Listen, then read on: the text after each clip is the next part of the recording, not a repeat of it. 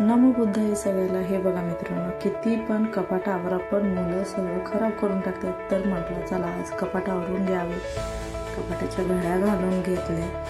सगळं कपाट आवरून झाल्यानंतर ना मग स्वतःला बी थोडंसं आवरून घेतलं. आवरून झाल्यानंतर ना मी ठेवलं दूध तापायला.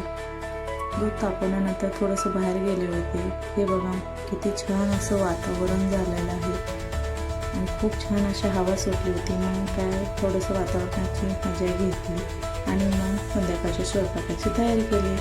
आज माझ्या मिस्टरांना खायची होती फ्लावर बटाट्याची भाजी. त्यांना जास्त मसाले आवडत नाहीत म्हणून मग मी कमीच मसाल्यामध्ये भाज्या बनवत असते. आणि मग डाळीचा कुकर लावून घेतला. हे बघा माझं बाळ कसं मध्ये मध्ये करत आहे मी व्हिडिओ बनवताना. म्हणून मग मी डाळीमध्ये काय करत असते, टमॅटो आणि हिरवी मिरची टाकून घेत असते, जेणेकरून फोडणी देताना फक्त लसणाची आणि जिरे मोहरीची फोडणी. भाजीमध्ये जिरं मोहरी आणि कढीपत्ता टाकून कांदा टाकून अशी फोडणी दिली. मस्त असं हलवून घेतलं.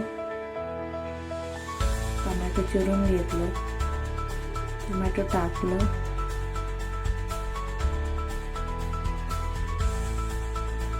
जास्त मसाले टाकत नाही का तर त्यांना जास्त आवडत नाही, त्याच्यामुळे थोडीशी हिरवी मिरची टाकलेली आहे चवीनुसार आणि भाजी टाकून त्याच्यावर झाकण ठेवलं. खूप वेळ झालं सोहम त्याचं प्रोजेक्टचं काम करत होता म्हणून म्हटलं त्याला जरा मदत करून घ्यावी.